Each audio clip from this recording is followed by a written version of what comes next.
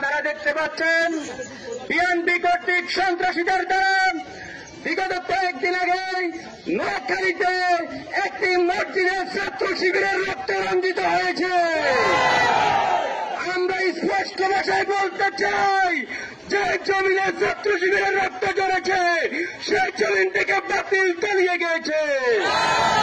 সংগ্রামী উপস্থিতি, আমরা দেখতে পাচ্ছি সম্প্রতি মহিলা জামাতের প্রোগ্রামে কোরআন কারিমে বিএনপির সন্ত্রাসীরা হামলা করেছে।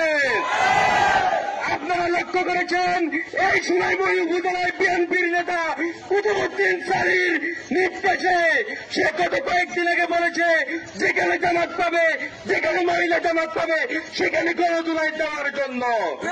আমরা তীব্র নিন্দা জানাই। আমরা সেই দিন থেকে বিশ্বাস করি কুতুবউদ্দিন সারির আত্মনির্ভর নয়, সে একটি সন্ত্রাস। রাজনৈতিক নেতাদের সাথে আমাদের কম্প্রোমাইজ হবে, তবে কোন সন্ত্রাসের সাথে আমাদের কম্প্রোমাইজ হবে না। আমরা বলছি সন্ত্রাসীদেরকে আমরা আইনের হাতে সমর্থন করব, আর না হয় জনগণকে সাথে নিয়ে তাদের বিরুদ্ধে দুর্বার আন্দোলন গড়ে তোলা হবে।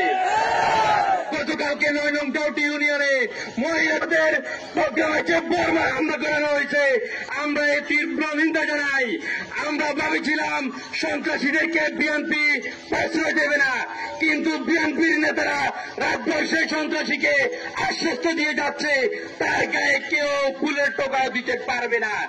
আমরা এর তীব্র নিন্দা জানাই।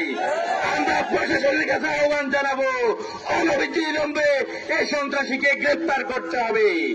সর্বশেষ বলতে চাই, আমরা সুস্পষ্টভাবে বলতে চাই, ছাত্র শিবির এবং জামাতের রক্ত নিয়ে যদি এই বাংলাদেশে আবারও অলিকেলয় হয়, আমরা বলছি 5 আগস্টের পরিণতি আপনাদের হবে।